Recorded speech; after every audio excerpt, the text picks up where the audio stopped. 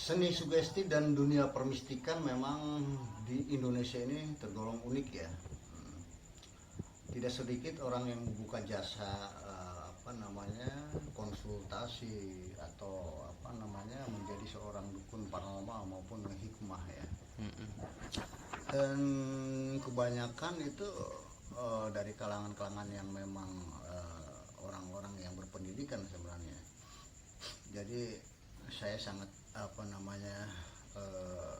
menyayangkan gitu. Kenapa orang yang berpendidikan kok membuka jasa seperti itu gitu. Dan saya tergolong orang yang memang pemburu orang sakti dari dulu ya. iya Karena saya pikir waktu itu saya memang termasuk golongan yang punya otak 10%, artinya dominan di otak kanan gitu. Karena saya waktu itu ingin mencari perubahan dengan catatan dengan jalan cepat ya. iya Karena petualangan saya mungkin dari kampung ke kampung, kota ke kota, sampai pada satu titik saya mengalami kejenuhan ya. Karena saya pikir kenapa saya harus ke tempat seperti itu, sedangkan orang yang saya datangi juga memang orang-orang yang memang belum sukses gitu ya.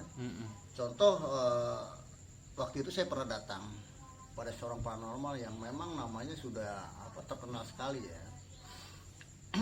namanya siapa Ki? Tersebutlah mungkin namanya Bahrun ya. Iya Ki Bahrun gitu waktu itu. terus Tamunya sangat banyak sekali ya, pasien-pasien dari mulai masalah perjodohan, percintaan, rezeki, kesuksesan, pangkat, segala macam. Dan pada waktu itu saya memang giliran mungkin ke 9 ya. iya Ya, begitu saya datang, dia langsung bertanya, ada apa kamu datang kemari nak? Saya bilang, saya pengen kaya mbak. Dia bilang, apa? Lu pengen kaya? Emang lu doang? Gue juga sama. Terus apalagi keinginan kamu selain kamu ingin kaya? Intinya saya ingin menjadi seorang yang ahli ibadah mbak. Saya bilang, getol sholat, berpuasa, itu ya, jadi orang soleh. Emang kamu mau ingin menjadi orang soleh? Emang kamu aja, gue juga sama. Saya jadi berpikir, ini yang saraf apakah saya ataupun paranormal tersebut. Karena ketika saya ajukan keinginan saya, dia pun sama ingin gitu. Nah, ini karena banyak orang juga, ini saya pikir sayang nih amplop. Saya bilang, saya pura-pura ke WC, saya kurangi aja amplopnya 20.000. Bagi saya orang yang sakti itu ya orang yang mampu ya, orang yang bermanfaat bagi orang yang lain ya. Intinya begini, kalau dalam siloka bahasa Sunda itu nulungkan ubutuh, nalangkan susah ya. Ya, saya mengatakan kalau paranormal itu sakti ketika paranormal itu bisa menolong saya, ketika dia bisa menolong saya atau menuntaskan ke mulut saya, itu saya akan katakan dia itu sakti. Kalau tidak bisa, saya tidak akan mengatakan dia itu sakti.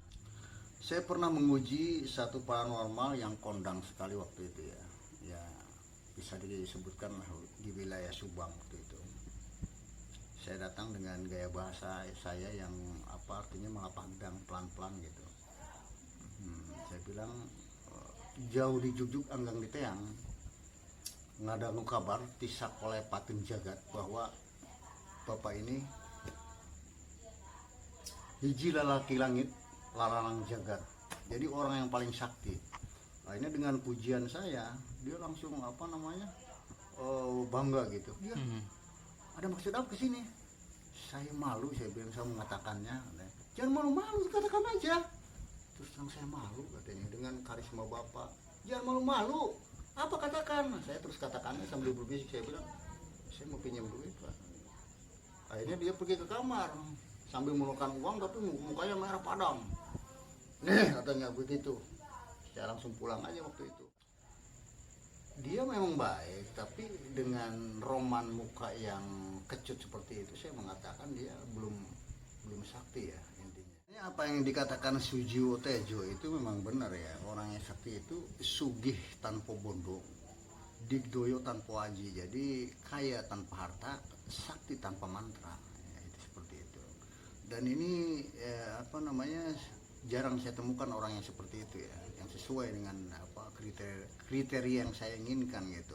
Bahwa orang yang sakti itu sesuai dengan kriteria saya ya. Saya mengatakan itu. Saya akhirnya tidak ingin menjadi paranormal itu ya, dukun, karena saya merasa saya belum bisa mengabulkan ya apa yang mereka hajatkan atau inginkan ya. Sebenarnya mudah kalau memang mau jadi paranormal yang memang punya wibawa itu, ketika orang datang masalah keuangan ya kita kasih aja uang, nggak perlu kita harus apa ini harus beli sekian, beli minyak, jadi memberatkan itu ya. Intinya kita tanya ya, masalahnya apa nih, misalkan masalah hutang piutang atau masalah rumah tangga, itu dipertemukan lah suami istri itu, jadi didamaikan gitu. Jangan sampai ya kayak teman saya buka paranormal, ketika suami istri bermasalah mah bubar gitu.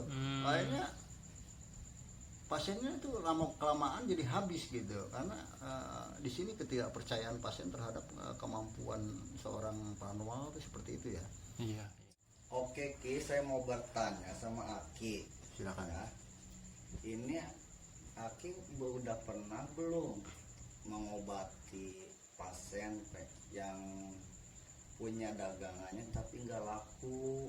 Ya. Dia pengen laku tapi ke Aki pernah ada belum yang kayak gitu, minta dilariskeun gitu kan? Oh gitu ya. Pernah sih ada seorang pengusaha warteg ya di daerah Kebonjeruk. Seorang nenek dan kakek-kakek.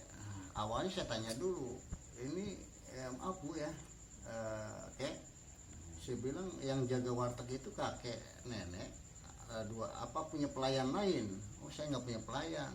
Tapi dia bilang sebelah saya itu ramai, padahal saya lebih dulu. Akhirnya saya cek dulu kan, cek lokasi saya cek. Yang sebelah apa artinya dia punya karyawan yang cantik-cantik, bahkan masih muda-muda. Akhirnya kan itu menambah apa namanya? Menambah konsumen, jadi menarik para pelanggan ke situ. Sedangkan kalau kita makan ya, makan itu pertama mesti resik, kedua apa namanya dilihat nih apa namanya yang jualan itu seperti apa. Kalau kita meskipun lapar, yang bikinnya nenek-nenek kayak aku juga kita malas, jadi nggak lapar gitu. Tapi ketika pelayannya cakap-cakap, meskipun kita nggak lapar, kita pengennya makan aja gitu. Berarti Ki itu yang warteg itu sekarang waktu datang konsultasi ke Haji ke Aki itu jualannya laris lagi apa masih kayak gitu?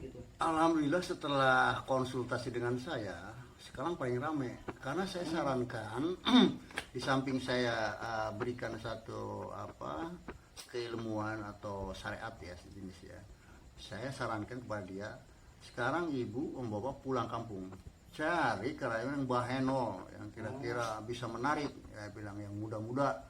Jadi kalau seumpama ada apa namanya pembeli, bapak ngumpet dulu sama nenek, karena kan ngeri kadang-kadang kalau ngeliat nenek kayak kuning giginya atau gimana, oh makan juga segan gitu. Jadi gak nafsu. Soalnya kan bapak sama nenek itu udah pengusaha nggak perlu di depan, di belakang aja. Itu yang penting bisa ngemodalin. Setelah itu alhamdulillah ya. Alhamdulillah. Jadi rame, dan saya pun tertarik juga sih melihat, wah memang bahenol gitu. Menarik. Gitu, menarik. Berarti penjualnya juga gitu ya Ki, mantap lah Bu gitu. Jadi laku nama berarti ya. Iya, kayak gini aja. Kalau di Momo itu kan SPG, sales promotion goal. Coba mana ada yang jelek sih? Orang jelek ya orang mana mau sih? Itu membeli pakaiannya atau menawar kan seperti itu. Ini main logika dulu ya. Logika mainkan baru apa? Mistiknya kita gunakan. Jadi istilahnya trik marketing ya dia. Iya, itu dia.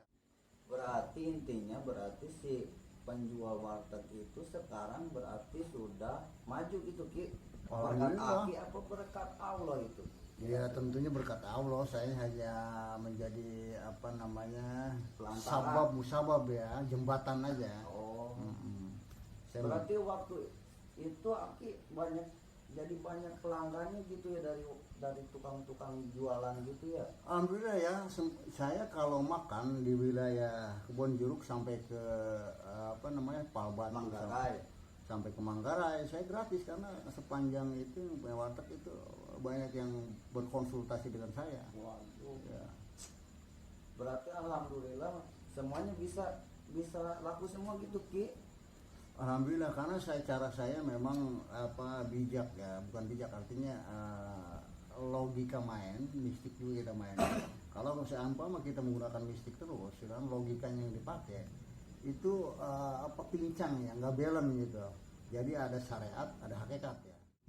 Jadi intinya syariatnya main, hakikatnya juga kita mesti percaya. Jadi usaha dan doa, nah, itu ya seperti itu. Itu kalau misalkan Aki ada konsumen ya, ada yang mau nanya-nanya ke Aki tentang mau nyantet orang, Aki udah pernah nyantet orang belum? Jadi dalam sebuah tulisan katakan tidak akan kubiarkan sesama manusia melukai sesamanya tanpa seizinku. Meskipun kita sakti ya, punya bisanya, kalau memang Tuhan tidak mengizinkan itu tidak akan bisa terjadi ya, tidak akan mati. Sehebat apapun ilmu seseorang itu tidak akan bisa mengena kalau memang Tuhan tidak mengizinkan, kecuali kalau diizinkan ya. Jadi seperti itu. Berarti nggak menerima ya Ki ya, kalau misalkan ada pasien yang pengen apa sih namanya itu menyantet orang. Saya lihat dulu nih Maharnya. bukan mahar. Jadi ini orangnya seperti apa, kenapa dia itu bisa ingin menyantet, apa memang orang tersebut memang hatinya nggak baik ataupun memang udah keterlaluan. Sebenarnya kalau memang orang itu orang yang pas lah, yang segala sesuatunya dia ajukan kepada Tuhan ya, Allah ya, itu dia punya niat untuk melukai seseorang ya, apalagi membunuh ya. Berarti Aki mau pantrangan gitu ya, kalau misalkan ada yang mau nyantet sama Aki nggak dikasih solusi gitu. Satu ya, kalau nyantet itu sebenarnya biayanya mahal, sampai 15 jutaan ya satu ya. itu minimal apa maksimal? Minimal ya. Yang kedua itu meskipun udah mengeluarkan uang segitu, itu belum tentu kena gitu orang yang kita santet. Karena gini, jadi ada beberapa kategori orang yang bisa ataupun tidak. Kalau yang mudah itu yang banyak melamun, yang kulit putih ya, yang sering tidur di sore-sore, itu mudah. Dan yang paling sulit itu pertama berkulit hitam, kedua sering tertawa, itu paling sulit ya. Mungkin apalagi kalau dia rajin ibadah ya.